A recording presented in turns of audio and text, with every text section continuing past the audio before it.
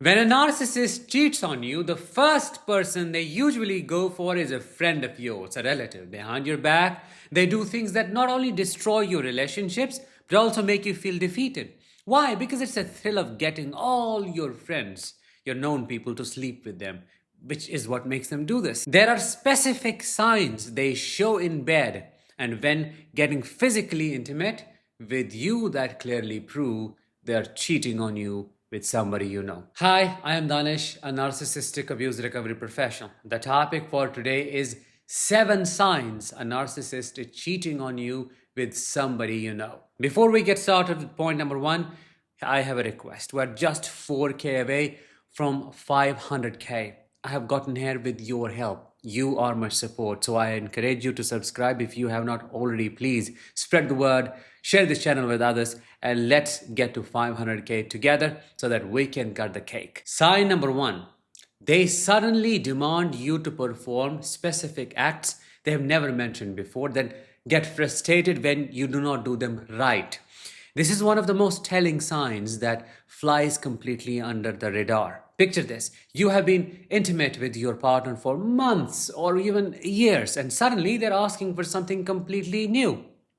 But they're not asking it gently or exploring things together like normal couples do. They are demanding it with an exception that you already know exactly how to do it. When you do not perform it the way they want, they get visibly frustrated. They may say things like, "Come on, it's not that hard," or "You're not doing it right."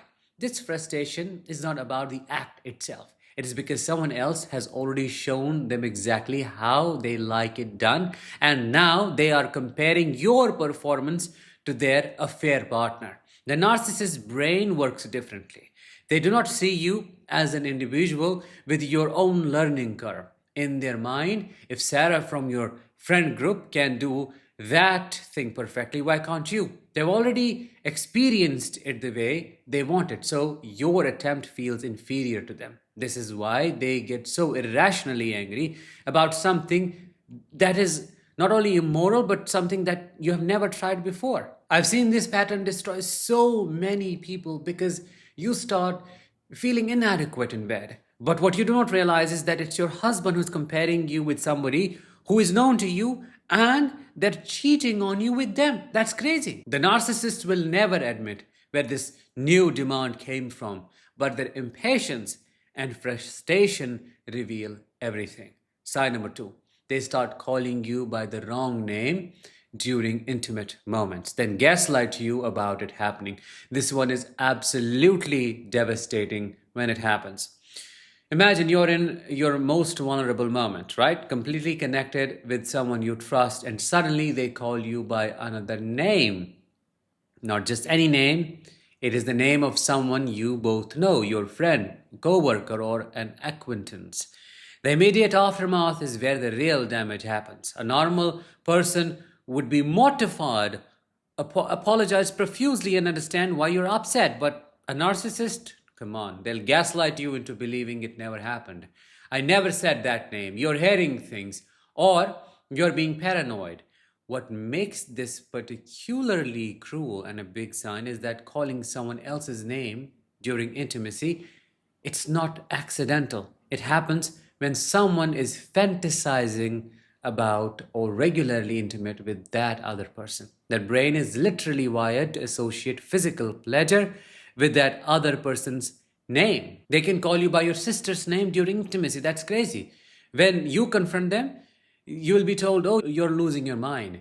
And that's what will make you think you're hallucinating. But if you decide to go in and find out what's going on, you'll find out, yes, there was an affair. The name calling isn't a slip. It is their brain revealing where their attention really is. Sign number 3, they become obsessed with your body looking or smelling a certain way, making comparisons to someone hypothetical. Suddenly, the narcissist who used to love how you smell starts complaining about your natural scent.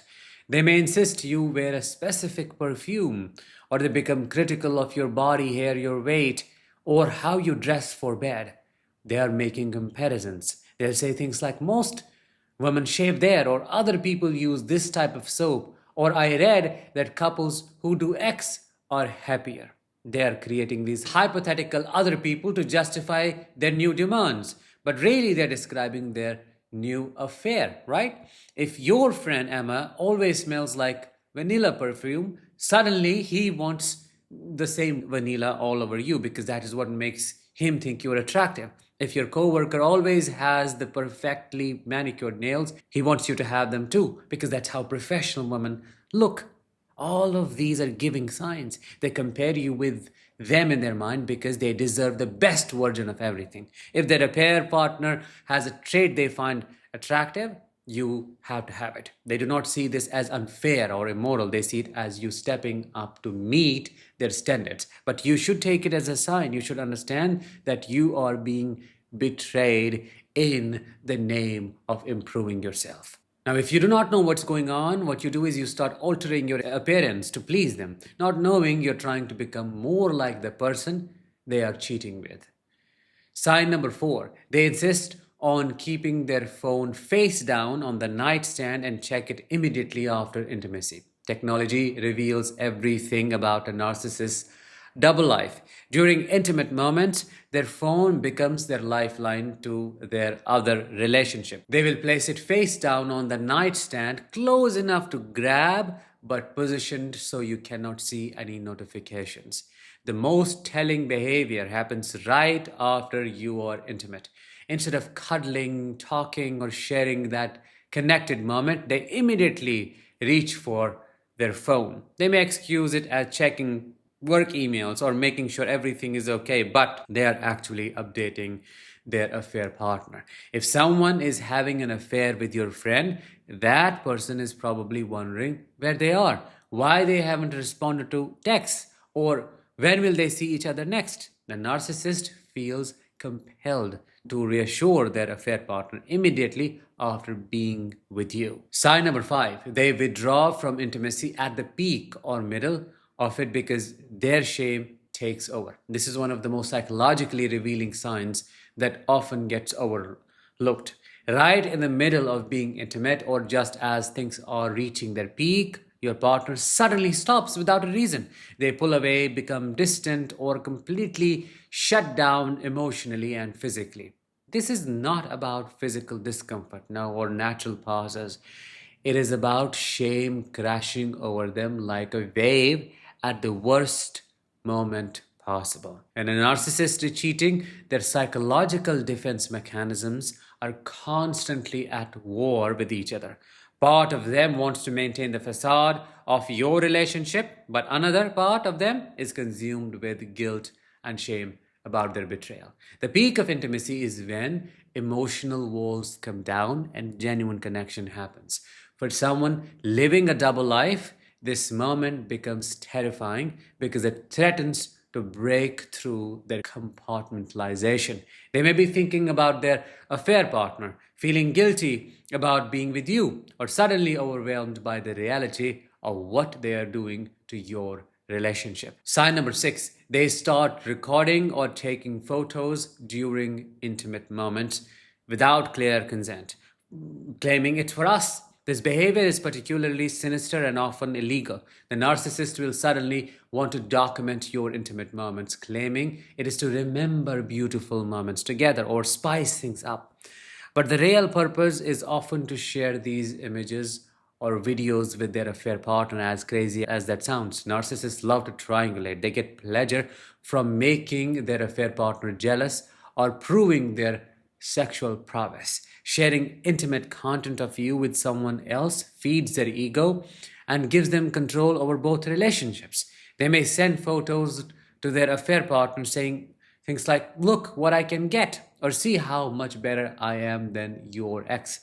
The consent aspect is crucial here. They may take photos or videos without asking, or they'll ask in a way that makes it really hard to say no. "Don't you trust me?" or "Come on, it's just for us." And these are the common manipulation tactics. Some will even record secretly, positioning phones to capture intimate moments without your knowledge. What makes this particularly dangerous when they're cheating with someone you know is that your intimate images could be shared with someone in your social circle. This violates your privacy and also destroys your reputation. Imagine discovering that your intimate photos have been shared with your coworker, friend, or neighbor, someone you have to face regularly. The narcissist uses this content as currency in their affair. They may trade intimate photos with their affair partner or use them to maintain interest when the other person starts pulling away. Sign number 7 and the last one. That person reveals very intimate details to you about your partner. For example, their body that only you are supposed to know. This is the most devastating discovery of all. The person your partner is cheating with, be it your friend, your relative, your coworker, or acquaintance, reveals intimate details about your partner's body that only you should know, right? This may happen during casual conversations or a slip or even as a deliberate reveal. They may mention a birthmark, some hair, scar, or a tattoo in a location that wouldn't be visible in normal social situations. They could reference your partner's preferences, habits, or physical characteristics that are only known through intimate contact. And all of this could be shocking. Sometimes this revelation is accidental. They forget what they're supposed to know versus what they actually know. Other times it is intentional. Either they want you to find out or they are trying to establish dominance by proving their intimate knowledge of your partner. The shock of this discovery is devastating because it confirms not only that your partner is cheating, but that they are sharing intimate details about you and your relationship with this other person. Your private moments, as I explained earlier, your partner's body, your intimate life, all of it has been discussed and shared with someone else. This betrayal cuts deep because it violates multiple boundaries at once.